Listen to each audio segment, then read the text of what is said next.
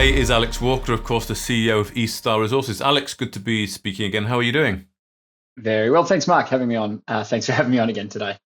Yeah, it's good to be speaking. We spoke just before Christmas, where you sort of gave an update and really set out some of the plans. So you said you would be starting drilling at the Verkhuba Project, looking really to expand that 20.3 million ton resource there, potentially connecting, I think, mineralised lenses, as you talked about. So you announced in February an update confirming that all three holes did indeed intersect ore-grade mineralisation outside the current resource. So how are these results shaping your resource model and plans for Q2 and 2025 drilling? Are you closer to identifying the massive sulfide source yet? Well, there's a couple of questions in that. So let me focus on the first one, which is the updated resource model. So firstly, yes, we announced the best intersection of the lot was 5.1 meters at 1.43% copper. And really importantly for us is that, just as you said, was connecting a couple of lenses. It's always been our thesis with the Verkhuba deposit that Sure. it's not closed because of the geology between these lenses. It's closed because of a lack of data.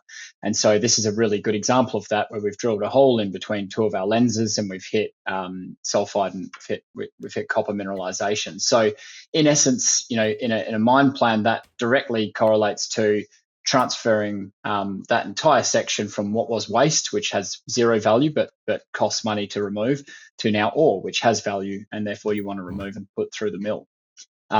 So we'd like to keep doing that ultimately, and we believe there's lots of other sections of the Verkhuba deposit will continue to improve what it looks like in future economics from an open pit and potentially underground perspective. So we'll continue that work this year. As you've said, we haven't started drilling yet, but hopefully in the not too distant future, we'll be starting the drill rigs, focusing on the central part of the ore body and focusing on a couple of those other gaps in the ore body that we believe should be closed, and therefore will enhance the economics of that resource. Okay. With regards to the massive sulfide source, we're still continuing to try and understand if there is one. Ultimately that's going to come from the exploration work we do over the course of this year and next year. So things like that might be doing downhole electromagnetics in areas that we think might be closer to that source. We've been doing lots of work on our data and the historical data to assess things like copper zinc ratios. Typically copper falls out closer to the source, and so it gives us an indication of where we might be able to start with that targeting. Okay, good. And I remember you talked about wanting to start the scoping study this year. So, have you started that yet? Is it scheduled into the plans? Yeah, it's scheduled into the plans, yes. Okay. First and foremost is updating the resource model. But we continually do iterative models in terms of what it might look like. So, until we get a proper updated model and then, optimized pit shell, then that's going to feed the scoping study. But certainly it's very much so in our plans for this year. Okay, good. And of course, you've had an announcement today. You're talking here about new IP surveys at Rulikha and Talovskoye, strong anomalies near those historical deposits. So how do you prioritize these targets here for the drilling campaign, and what sort of timeline are we talking about? Yeah, the prioritization one's a good question. Ultimately that's going to be determined by the quality of the target at the end of the IP surveys. To update everyone, what we've got is we've got an IP anomaly essentially below, just slightly to the southwest, but below an old mine being Talovskoye, which was lots of thin workings but fairly high grade. It was reported at around just under 4 million tons at about 6% copper equivalent at today's prices.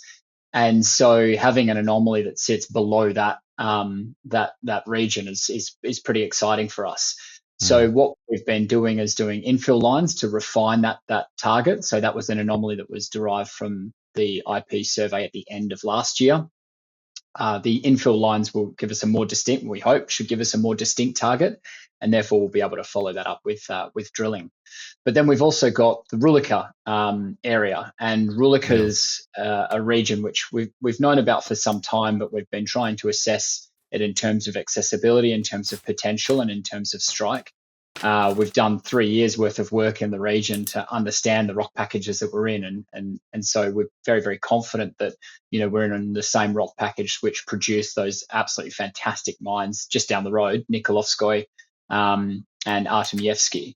And so the targets that are with Rulikha are as good as they can be as well. So Rulikha was a GKZ deposit.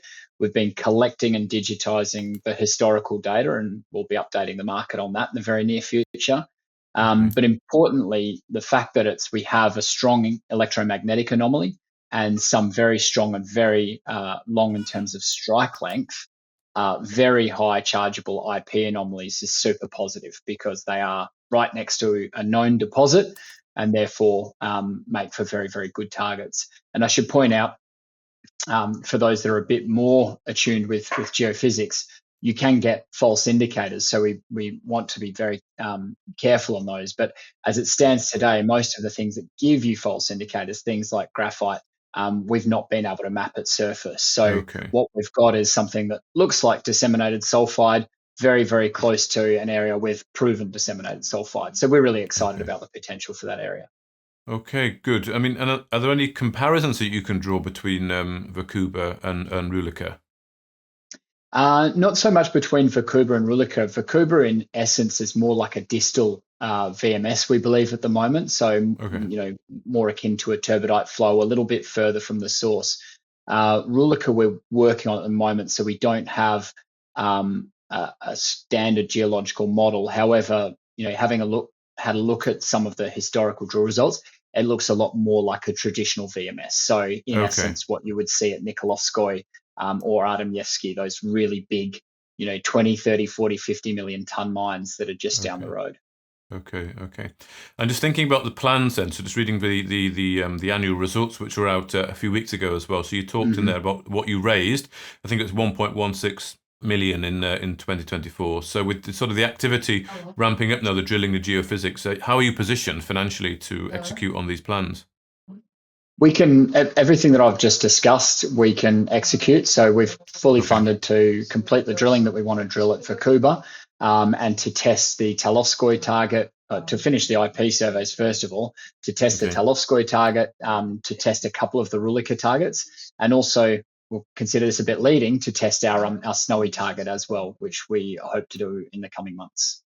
Yeah, okay, well, Snowy is something I want to talk about because I think your chairman said in the annual results there, they emphasised strong investor demand for copper and gold. And then, of course, you've got your Snowy project here announced recently as well, a couple of months ago, I think, that you've got that epithermal gold target. So, I mean, we've got copper and gold doing pretty well at the moment. I mean, how are the current macro conditions sort of influencing your strategy?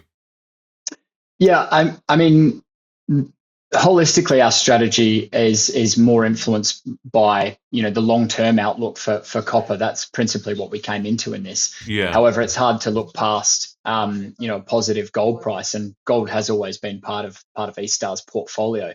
The reason that it's kind of jumped back into the limelight for us is because the high-sulfidation epithermal target that we've got at the Snowy license was, in essence, derived out of the porphyry exploration work that we did as part of the BHP Xplor program in 2024. So you might recall, we got into this program. There were six people of close to 600 applications that got in. And as part of that program, we used $500,000 from BHP to do a full breakdown of the Balkasheli magmatic arc. So there was more than 200,000 square kilometers, which we assessed using all kinds of metrics, large scale gravity, mag data, full structural breakdown, and hyperspectral imaging to prioritize targets over that belt. So we had more than 150 targets. We got about a top 30, and we've been working through those top 30 as we speak. Now, in doing that, these high sulfidation epithermal gold deposits are actually very closely associated frequently with porphyries. They have the same origin. And so, in essence, when you're looking for a porphyry, if you know what to look for high sulfidation epithermal, then you might also stumble across one of those. And that's what we've done with Snowy.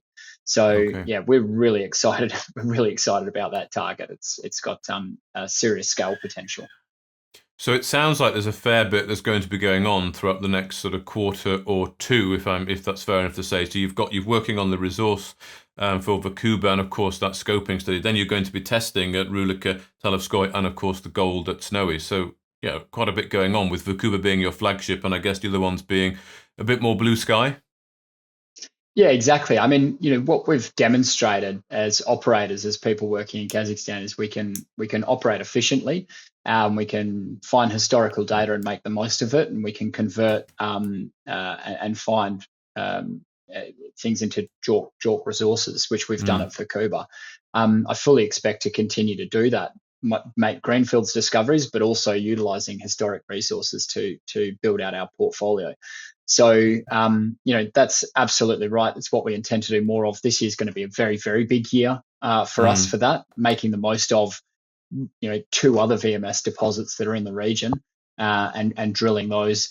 If we can convert some of those to other deposits, then, we do have some absolute serious scale. We've got 230,000 tons of contained copper at Verkhuba. If we can get something similar or better at Rulikha and Talovskoye, then we'll be a serious player in the region in terms of resources. And so it'll be time for investors to sit up and take note. For the high-sulfidation epithermal and porphyry work, that's been a year of work behind the scenes, which you don't get a lot of credit for. But we've done that work now. We're ready to be getting boots on the ground, applying for the licenses and doing the physical work. Snowy will be drill ready in the next couple of months, we expect. And so it's just a matter of time before we start sinking drill holes there. And, given the potential size of that target, it's something that I very much want to be a shareholder when we do drill that, because if it's successful, it'll be significant. Indeed. Well, thank you very much for your time, Alex Walker, the CEO of East Star Resources. Good on you, Mark. Thanks. If you enjoyed this interview, then give us a thumbs up, a like or a retweet. Subscribe to us on YouTube or follow us on Twitter and hit that notification bell to be the first to know when we release new content. There's loads of great content on our website too, across all our programs at StockBoxMedia.com. Thank you for watching.